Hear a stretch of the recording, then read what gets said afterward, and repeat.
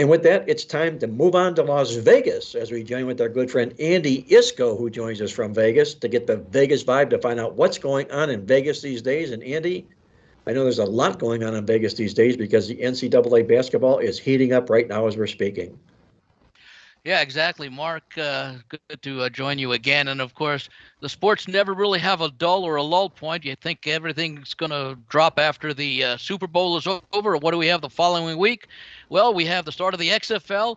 We have the continuation of the NBA, the NHL, college basketball, and we have what is arguably the biggest NASCAR race of the season, the Daytona 500. So just when you think things are going to calm down, no, steady as she goes, and there's more and more coming our way. We did have the announcement by the NCAA Tournament Committee, which is somewhat meaningless for the most part, but fun for people to talk about over the next few weeks. As we record this on Wednesday, we are basically 2.5 weeks away from Selection Sunday, and then of course we've got the entire month of about the next 2 weeks or so, the conference tournaments, 2.5 weeks. Then we've got the big tournaments, and while in the midst of all this, Major League Baseball season gets underway. In fact, this Friday, the first few spring training games are going to be played. I believe one or two of the three are going to be on the MLB Network as far as being able to watch some of these teams get set. So I love the fact that we are in an industry that, even though it's 7 days a week for 365 days, because of the spreading out of the sports and the overlapping of the sports, it's always entertaining and challenging. Andy, I'm going to one-up you there. I'm going to throw another name in the hat with what's all going on right now. How about the USFL? They're going to be starting their gig here. I think it's next month, correct me if I'm wrong, but I think they're coming back for another session this year as well. So they're doing everything they can to keep. Oh, and then by the way, within a week to 10 days of the conclusion of March Madness, the Masters. There we go. That's always a good time. No question about that. We're visiting with Andy Iskoe from TheLogicalApproach.com in Las Vegas, where we're going to roundtable Andy, Victor, and I each week from now through March Madness when we check in and visit with Andy. And our topic on the show here is going to be the NCAA Selection Show, which will be on March 12th. But NCAA has now started something new, and it's likable, very, very likable. And what they did last week was they seeded every team for the NCAA basketball tournament, or what they proposed to be the seeds for the tournament. And before I turn this over to Victor and then back to Andy here, a couple of little notes that once they made that announcement here. On the new win report at Playbook.com, WIN win report, what's important now? We have an article about this exact topic here. And you'll read on the article on the topic here that 65 of the 80 teams that were revealed since the first show in 2017, you'll find here 65 of the 80 teams made the tournament, including 15 of the last 16 last year. And for the number one seeds, exactly 3 of the 4 number one seeds every year have held on to the top spot in the actual bracket. So you can check those out all online at playbooksports.com and check out the win report to find out exactly who all those are. Victor, what's your take on this new seeding by the NCAA, and how will it affect the tournament upcoming? I think it's very exciting, Mark, as far as the seeding and, of course, the upcoming selection show here in, about 2.5 weeks. It looks like that your major conferences, like the Big Ten, like the Big 12, even like the SEC, I see all 3 of those conferences getting at least 7 teams in, perhaps even 8. You may even see 9 or more when it comes to the Big Ten. What is surprising to me is the fact that, and we touched on the Pac-12 conference in our college basketball game of the week, I don't see any more than 3, maybe 4 teams from the Pac-12 making it. I mean, you may even see more teams from the Mountain West than the Pac-12 making it as far as the conference breakdown goes. And of course, I touched on it very, very briefly at the top of the show, and the fact that it's been such a down year in the ACC conference. Duke, I don't know if they're going to make it. Will North Carolina make the tournament? Hats off to our Hurricanes down here in South Florida, now ranked number 13 in the country. Virginia's got that fantastic defense. They're a top 10 team as well. But a lot has to go right for teams like Duke and particularly North Carolina to make the big dance. Andy, on that topic, you and I talked a little bit before the show here, and the first thing that you commented on was the teams that did not make the seeding by the NCAA basketball tournament, the teams that were left out or snubbed, if you will. Who were some of those teams in it that caught your eye right off the bat, if you would? Well, I'm considering the 16 teams that are seeded 1 through 4, basically the teams that are expected according to the seedings to make the Sweet 16. What I was surprised at, so we're not talking about how many teams from each conference will make the tournament, just how many will be the protected seeds 1 through 4 in each of the 4 regions, and I was shocked because you usually don't see this when you're talking about the top 16 teams. 5 of them came from the Big 12. Okay, I can understand them getting 8, maybe even 9, although I personally would only put 6 in there because you still have to, even though it's a strong conference, there's still going to be some at the bottom of the conference. And, you put 8 teams in from one conference, you're going to take them away from other conferences. So, for example, of the top 16 seeds, the AAC had probably only 1 team that's going to make it. You might make a case for 2 or possibly 2 others, and that's Houston. They deserve to be a number 1 seed based upon their body of work so far, and I think they have in the Midwest region. I could see Tulane making it into the field. I could also see Memphis possibly making it into the field. You take a look at the ACC, where they only have Virginia as far as one of the top 4 seeds. I would wait till the end of the ACC tournament. I think there are a few other teams that have a chance. I know a team that you both talked about, and I've already made a futures play on them. I think it was 50-1 or something, 40 or 50-1, and that's Miami. I think they have a real good case if they win the ACC tournament, especially of being one of those top 16 teams to be one of the 4 regional seeds in those positions. The Big East, they have 2. Xavier and Marquette. I agree with Marquette being up there. The other team that I like in the I could make somewhat of a case for Creighton, but certainly Providence and Ed Cooley is a team that I could see winning the Big East tournament and certainly being one of the top 16 seeds. But overall, that conference may just get the top 4 in there. I think it'll be Creighton, Marquette, Xavier, and Providence.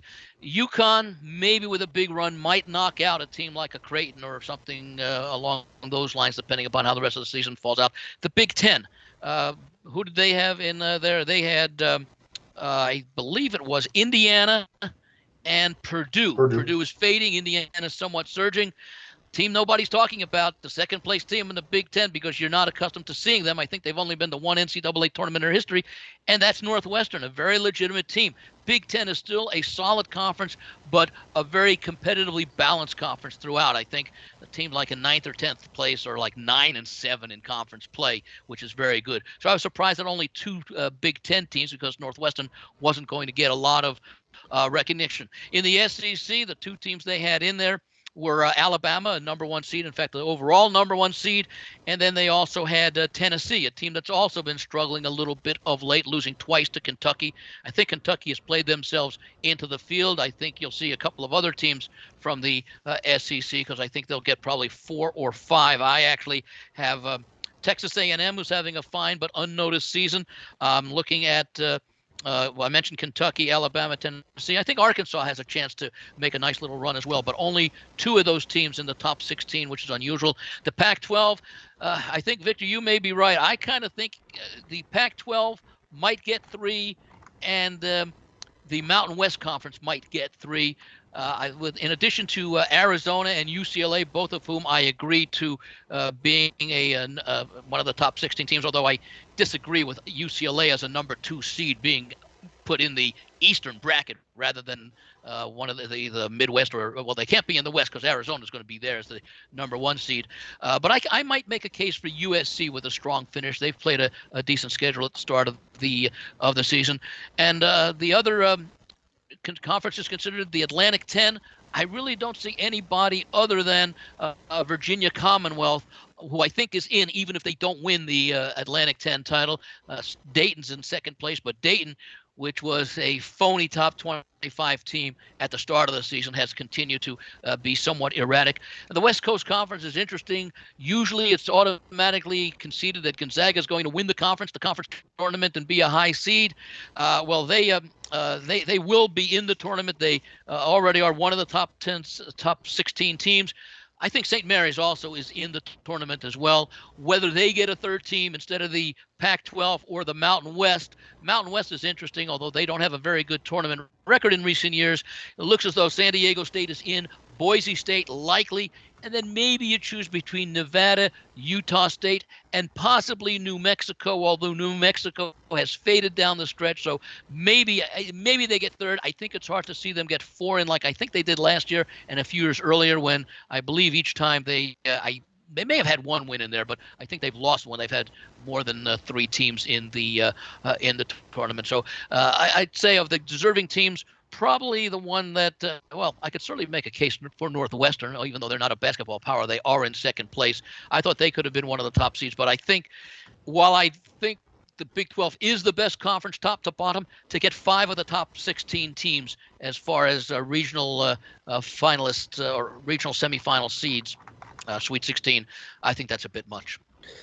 Well, let me ask you this question, Victor. If, as I mentioned earlier on, that in this poll or survey per se that the NCAA puts out, of the 4 number 1 seeds, exactly 3 of the 4 have made it every year. Which of the 4 number 1 seeds, Victor, would you think which team might be in the most danger? Those being Alabama, Houston, Kansas, and Purdue. Those are the 4 number 1 seeds on the initial send out by the NCAA. Which of those 4 you think, Victor, will be the odd guy out if that continues 3 out of 4 every year? It could very well be Alabama here. It'll depend on how this tragic situation impacts their team moving forward and heading into the SEC tournament. But one could easily suggest it might just be the Crimson Tide who's the odd man out. Andy, what's your thought on that? Well, a lot of it depends upon the strength of these conferences. I mean, I would think Kansas would not be the first team, one of the 4 seeds out, but they play in that very tough Big 12 conference. So I think the odds are, because of the depth of that conference, Kansas could lose in the championship game, and then they might, depending who they lose to, maybe a Baylor who had beaten them, I think, earlier this year, could end up. I don't know that they would replace Kansas with another Big 12 team. I could also see Purdue being knocked out simply because they have struggled over the last 10 days to 2 weeks. Although, again, really, when you get beyond Purdue, I think it's hard to envision Northwestern, even if they win the Big 10 title, getting the number 1 seed. And there's a drop-off between those 2 teams and the rest of the conference as of right now, with only about 3 or 4 conference games remaining. So I could see Purdue being eliminated. Houston probably has the easiest path to hold on to the number 1 seed. We'll find out. I think they have a game coming up either tonight or in the next week against the second-place team, Tulane. So they have a pretty easy time making it into or maintaining that number 1 seed. And then the 4th one, Alabama, they've been the most consistent team all along. But, this situation that you discussed with Victor earlier, it's been going on for a few weeks. When the killing first happened in January, they seem to have responded okay. It remains to be seen what happens. Will there be any suspensions? Will there be any legal activities between now and the time of the selection Sunday? I heard your comment about Greg liking South Carolina tonight on the money line. I actually played them plus the 17 points because I do think it's a distraction. They've been, they had to have been hearing all the buzz about it the last few days. Wouldn't shock me if they lost, because this is a perfect spot for them to lose. But if they end up showing they may get wins the rest of the way, but if they show a decline in their performance, they could get knocked off. I mean, I mentioned before, Kentucky, a team that's surging right now. Tennessee's been struggling. Alabama should be able to hold on to the number 1 seed, but I would say of the non-basketball related events, Alabama's the one that's going to be most challenged. I concur with that, Andy, and Victor as well. I'd make all 3 of us.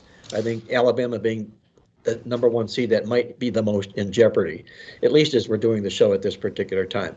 Let me also say here, Andy, that you opened it up with teams that didn't make this Sweet 16, seeded in the first 4 seeds. And you mentioned Miami of Florida. They would have been my choice as well. Jim Larenega's got a very good basketball team down here. And a good track record. Yeah. And he's got a great track record. Exactly right. He's very, very well liked, and a lot of, like you say, a lot of history behind him right now. They could be a very dangerous team in this NCAA tournament because, number one, the ACC is not real deep this year. They could end up winning that tournament, as you mentioned. And if they do, they'll go into the NCAA tournament with a lot of momentum, per se, if you will. We're visiting with Andy Iskoe from thelogicalapproach.com in Las Vegas, Victor King from playbooksports.com, as well as we go over the NCAA basketball tournament, which will be upcoming here soon. We love doing these roundtables with you, Andy. I'm going to look forward to doing more of the same in the weeks to come as the NCAA tournament gets closer and closer. Until then, I don't know if you've got any thoughts on this. Did you look at this weekend's games, any at all? If you didn't, I don't want to throw you under the bus. I know it's kind of hard forecasting long range when we do this on Wednesday, and we're talking about it coming up on Saturday. We do our games of the week, and that involves a little bit more forethought to it. But I don't want to put you under the gun here. Is there any game in particular that you, if you don't like, at least is word commentary noteworthy on this weekend's card? Well, actually, it's one of the first games, one of the early games on Saturday that I have been looking at, and I know this is something that both you and Victor use late in the season. That's teams' final home games before the postseason conference tournaments begin. And one game is a game Clemson at North Carolina State. I have both teams in the field of 68, although I don't have either of them as the number one seed. As we mentioned before, Virginia, they've got as one of those top 16 seeds. And the other one that I would have put in with you was Miami, but I think Clemson and NC State both make the field. If I've got my schedule here correct, the final game, North Carolina State, now they host Wake Forest tonight, Wednesday night. And then on Saturday, they host Clemson. That looks like that's their final regular season game. They end the season on the 28th, which is a game at Duke. So unless I've got an incomplete schedule, and I don't believe I do, this will be on Saturday, NC State, the Wolfpack's final home game of the season. They lost at NC State earlier in the season, so you've got a little bit of the revenge situation, but I think the fact that it's the last home game will ensure a pretty good effort, considering the final game is against a team that is, I don't know, some people have them on the bubble, some people have them in, some people could see them needing to win in the tournament. Their final game at Duke, I think, will be a very difficult spot for NC State. So I think they get their win and make the visiting alumni and the traveling alumni at the game very happy.